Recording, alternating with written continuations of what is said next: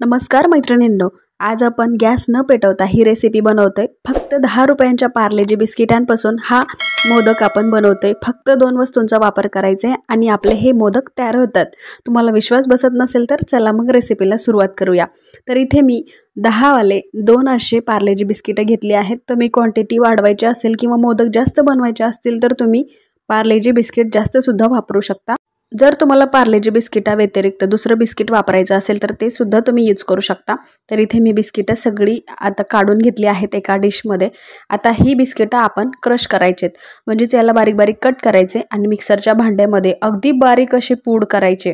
ओबड-धोबड ठेवायचे नाहीये, जेणेकरून आपल्याला मोदक बनवताना त्रास होतो, म्हणजेच मोदक व्यवस्थित होत नाहीत, सेट सुद्धा होत नाहीत। तर अशी काळजी घ्यायची आणि अगदी बारीक अशी आपल्याला पूड करायचे।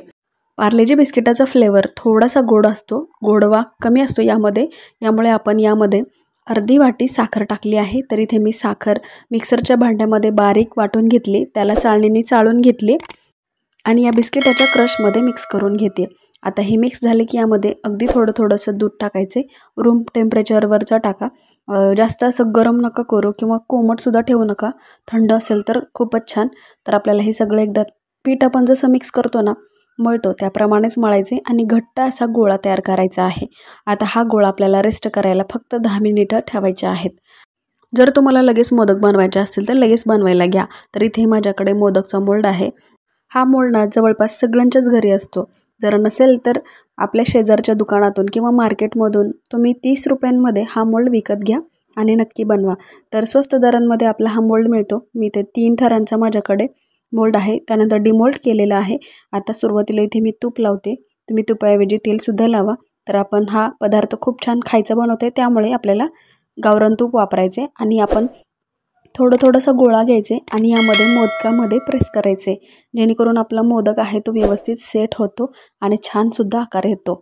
तर हे बघा, अशा रीतीने आपल्याला बनवायचे आणि पॅक करून झालं की लगेच डिमोल्ड करायचे। मस्त आपला मोदक हा तयार होतो, तुम्ही बघू शकताय। तर आपला हा मोदक छान रीतीने असा कळीच्या आकारामध्ये तयार झालाय, दिसायला अगदी सुरेख दिसतोय, खायला तर खूपच मस्त लागतोय। बघितलंत ना मैत्रिणींनो, अगदी सोप्या आणि घरच्या साहित्यामध्ये आपला हा मोदक तयार होतो। तर हा मोदक करायला काही वेळ लागत नाही। मुलांना चहा बरोबर बिस्किट खायची खूप सवय असते, तर आपण पार्लेजी बिस्किट अशा वेगळ्या युनिक पद्धतीने करून दिलं ना, तर मुलं चटपटीने खातात। तर काहीतरी वेगळं खाल्लं की मुलांना सुद्धा वेगळा आनंद मिळतो। तर अशा रीतीने तुम्ही मोदक चतुर्थीला बनवा किंवा एरवी सुद्धा खाऊ शकता, असे मस्त मोदक होतात। तर माझा हा मोल्ड मोठा आहे, त्यामुळे आकाराला खूप सुंदर दिसतोय। जवळपास माझे सगळे मोदक तयार झाले आहेत। तुम्हाला मोदक आवडले असतील तर आपल्या चॅनलला प्लीज सबस्क्राईब करा, शेअर करा, आवडल्यास लाईकसुद्धा करा। तर हे मोदक तुम्हाला कसे वाटले मला कमेंट्सद्वारे नक्की कळवा। तर आपले हे मोदक जवळजवळ तयार झाले आहेत, तर दिसायला अगदी सुरेख दिसतात, चवीला तर अप्रतिम लागतात। तुम्ही नक्की एकदा ट्राय करा। चला तर मग मैत्रिणींनो, नवीन आणि वेगळ्या अशा रेसिपीसोबत आपण परत भेटूया। धन्यवाद।